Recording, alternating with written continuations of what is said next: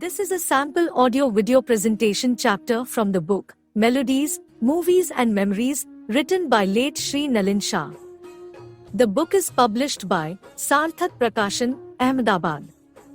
Price ₹300 inclusive of postage. Copies of the book can be ordered from Karthik Shah, mobile number 9825290796 or purchase from their website www.sarthakprakashan.com.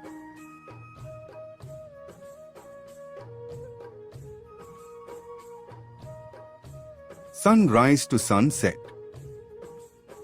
Even after withdrawing from the gilded world of cinema, the doyer of film music, Anil Biswas, was filled with starry memories. Once a letter in the popular film weekly screen caught his eye. The writer, a school teacher, had described the pathetic plight of the widow of music director Khemchand Prakash, Tansen, Bharthari, Mahal, living as a destitute on the streets of a Bombay suburb. Anil Biswas was revolted. In a letter to me, he wrote, "I wonder if the people in the industry know about it. If they do, then we should blacken our faces with the soot of shame. There must be so many more such cases." He further added, "I shed bitter tears all by myself at night. I also had a tremendous sense of shame that I belonged to this industry and was a colleague of Khemchand. See if you can find out the truth about the report in screen." After investigating the matter, in reply to his letter, I wrote to him to say that the woman, though not Khemchandji's wife, was closely associated with him.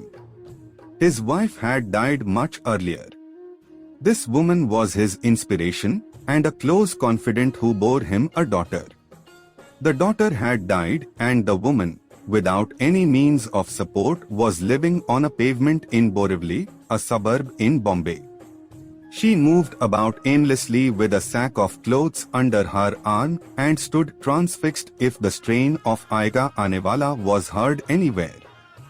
Anil Biswas reacted by saying that the marriage seal was not a criterion and if she had served him, Khemchand, in his time of need, that was all that mattered. He offered to send money and also advised me to approach a renowned singer and a well-known music director whose careers were shaped by Khemchand. I realized the futility of approaching anyone in the industry when the same music director who was a one-time assistant to Khemchandji and later a celebrated composer himself told me with a proper show of sympathy that the matter was being considered by the Music Directors Association. The matter was subsequently shelved or forgotten. One really wonders whether it was a cruel profession or destiny that compelled the irrepressible stage and film actor Master Nissar to beg for a loaf of bread in the last few years of his life. Master Nissar was the heartthrob of millions in the 1930s.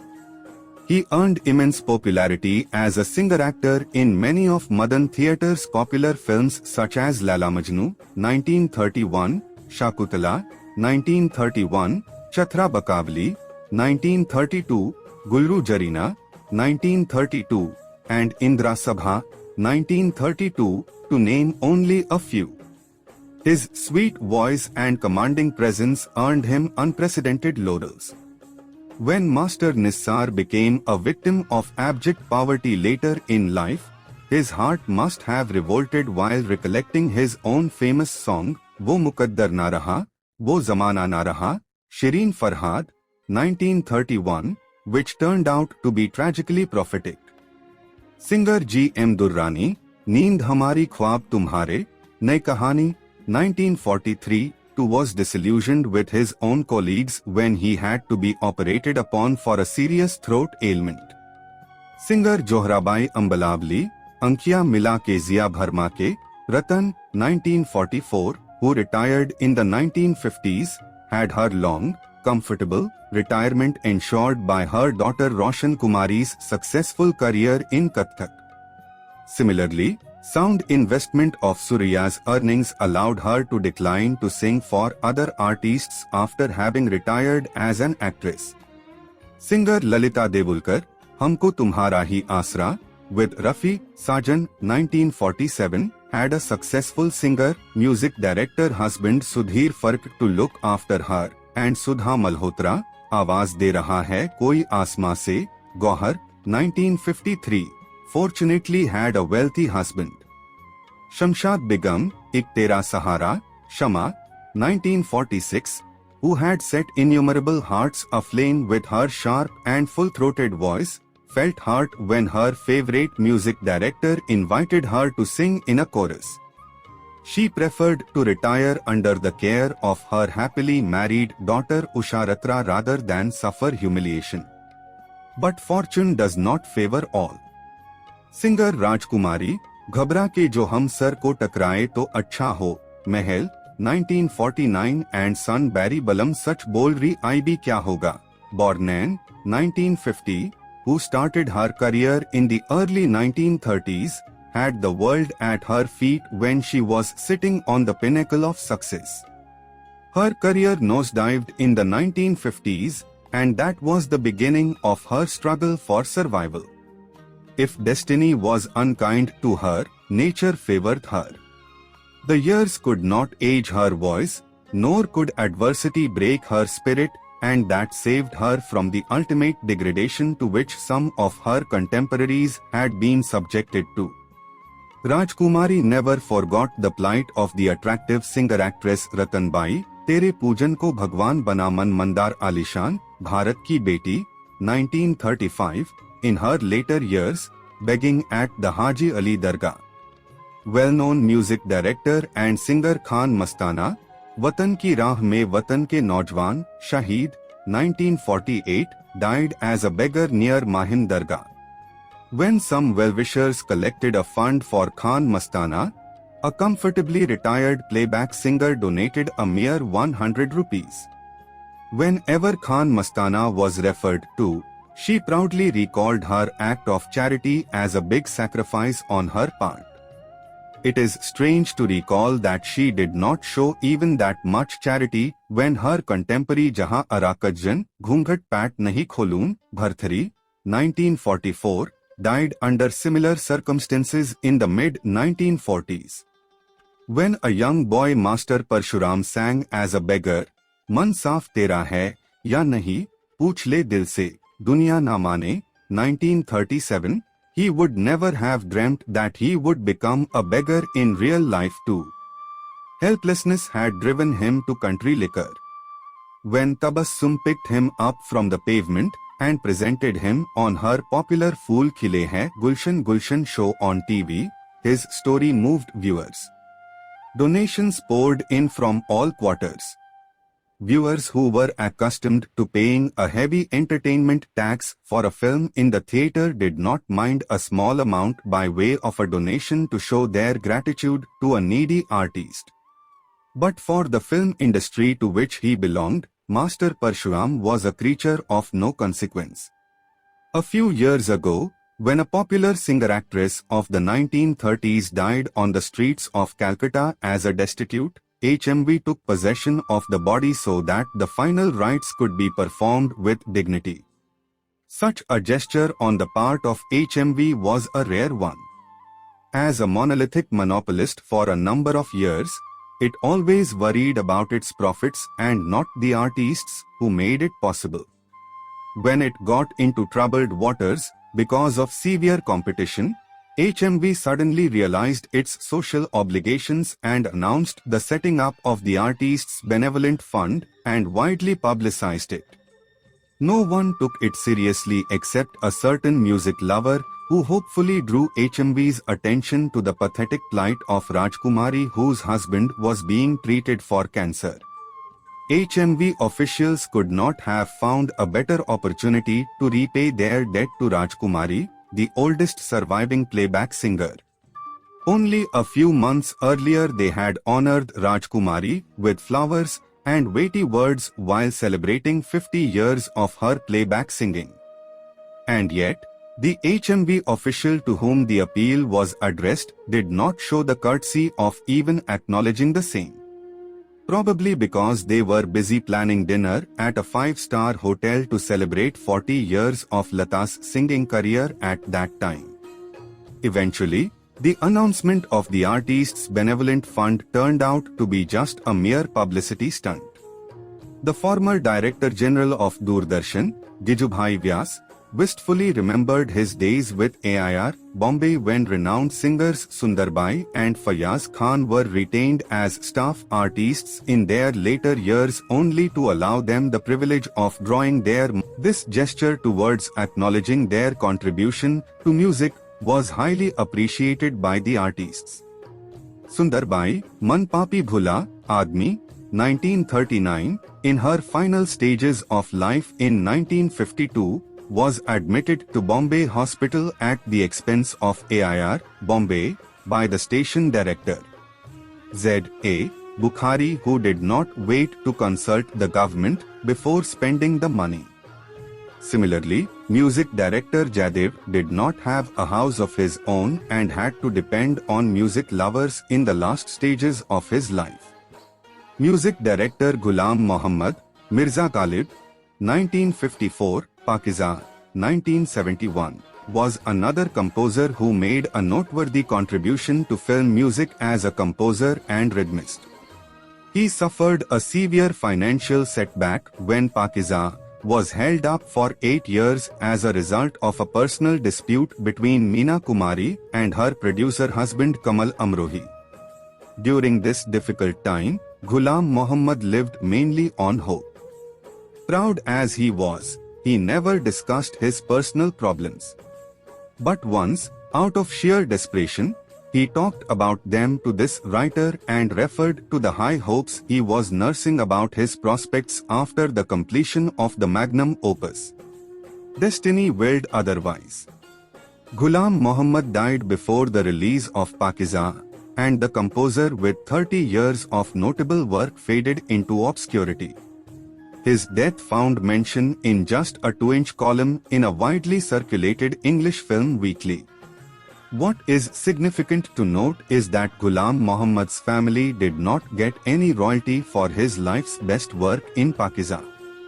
Ghulam Muhammad is not an isolated example of a creative composer dying in disillusionment. Husnlal Bhagat, who rose to fame with Chand, 1944, became an indomitable force with musical hits like Pyar Ki Jeet, 1948, Badi Bihan, 1949, Choti Bhabhi, 1950, and Shama Parwana, 1954. After the sudden death of Husnlal in 1968, Bhagatram just drifted along. Though their protege, Shankar Jaikishan, did try to help his guru, to most of those in the industry, Bhagatram had ceased to exist.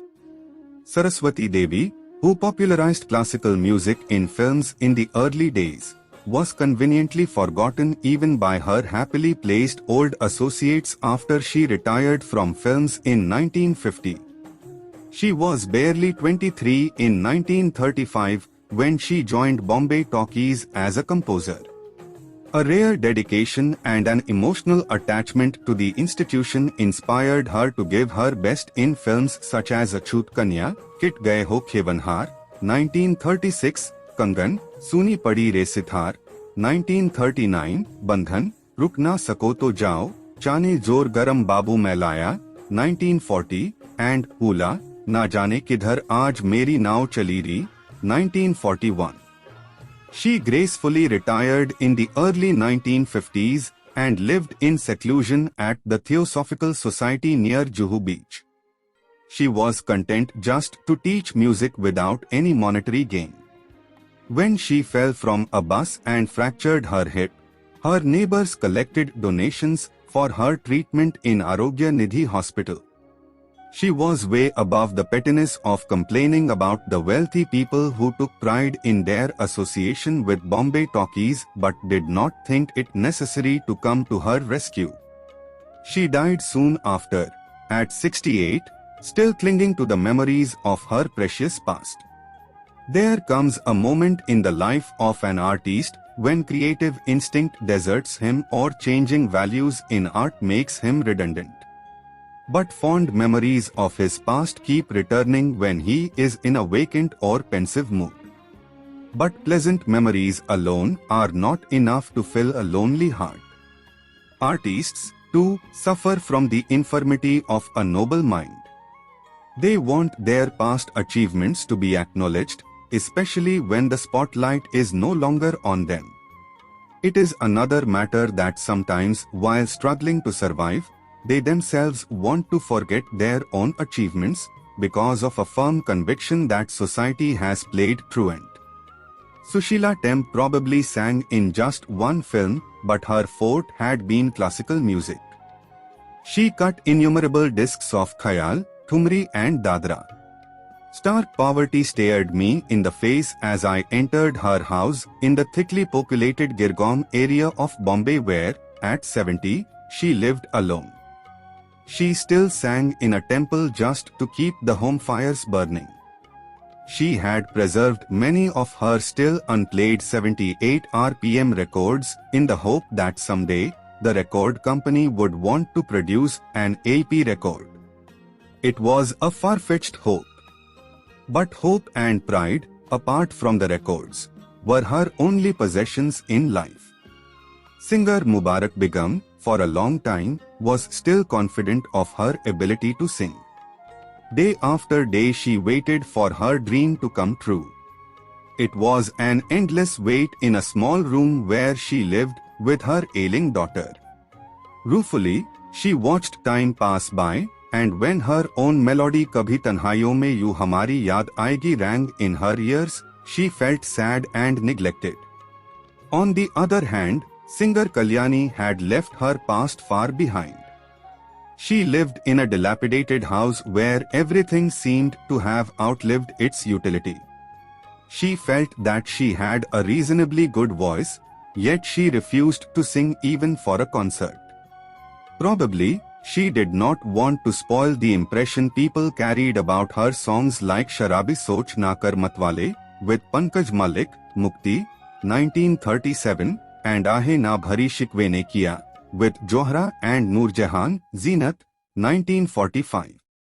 There have also been artists who felt proud of their achievements, though fortune never favored them. Music director Jamal Sen, who created enchanting melodies like Sapna Ban Sajan Aaye, Lata, Shokhiya, 1951, and Devta Tum Ho Mera Sahara, Rafi and Mubarak Begum, Dera, 1953, never compromised on quality. His talent was not fully exploited, nor did he get the recognition he deserved. Yet, he felt proud that he was never tempted by the lure of money.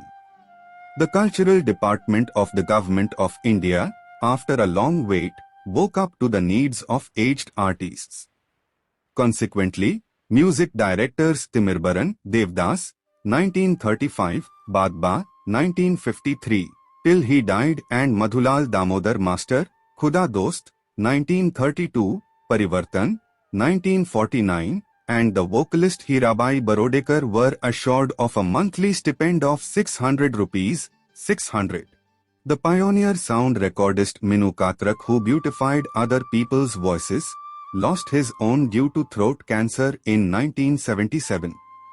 Even at 85, he had sound hearing and perfect judgment. When his services were requisitioned by a music director, the singer doubted Minu's ability to record a voice when he himself, Minu Katrak, had lost his own. It was an unkind cut that bled him from within.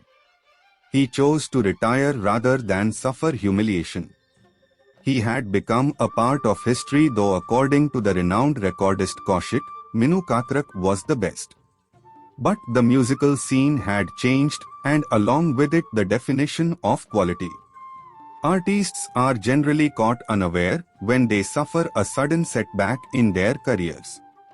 Like Shanta Hublikar, a prominent actress in the 1930s who stole 1 million hearts with her sterling performance in the landmark film Admi, made as Manus in Marathi in 1939. When the film was shown on TV after 40 years, it was also seen by poor, neglected women sheltered in Shraddhanand Ashram in Vasai, a distant suburb of Bombay. The hall was packed to capacity, and the women were animatedly discussing Shanta Hublikar looks and performance without realizing that she was one amongst them, sitting in a far corner trying to hide her tears.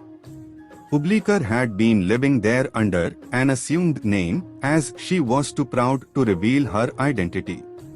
Her plight was brought Shanta Hublikar in Admi, 1939, to the notice of people accidentally when Madhav Gadkari of the Marathi daily Lok Satta wrote about her.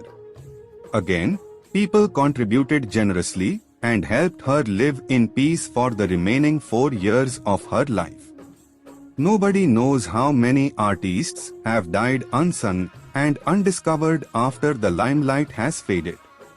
Dancer actress Kuku, who played an important role in Mehboob's Andaz, 1949, was a much sought-after artist in her time.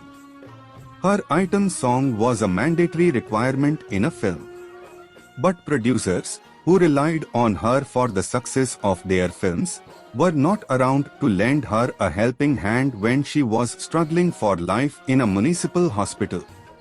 Meena Shori, the Lara Lappa girl, also lay forgotten in a charitable hospital in Karachi.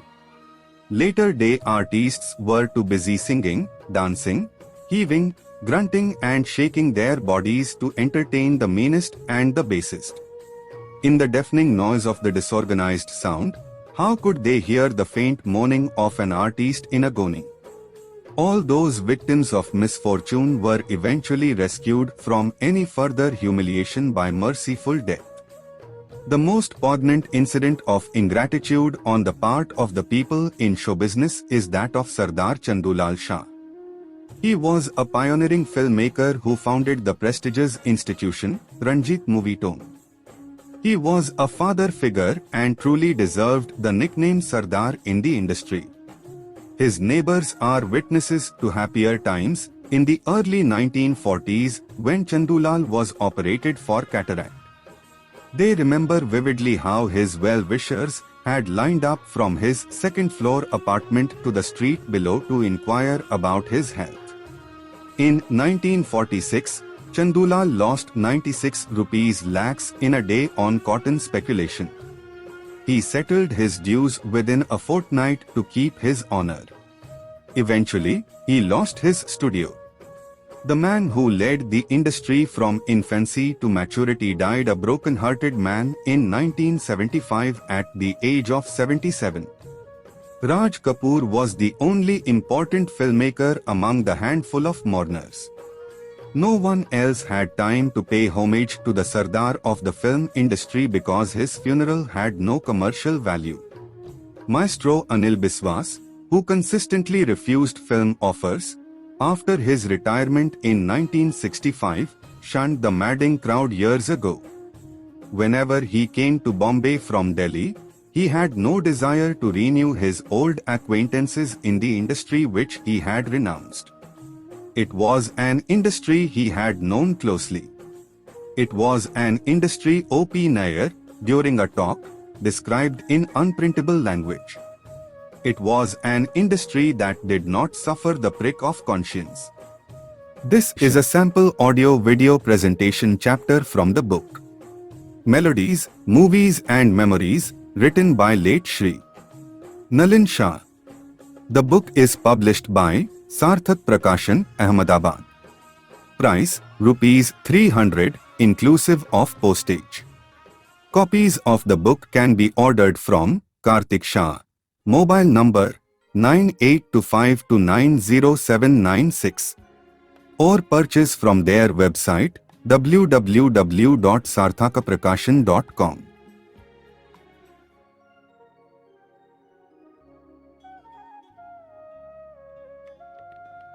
This audio-video presentation is prepared by me for the sole purpose of promotion of the book by Shri Nalin Shah. All contents, images, photographs, layout of the book etc. are used for this purpose only. Copyrights for all the materials used, remain with the respective owners. Vinay Shah,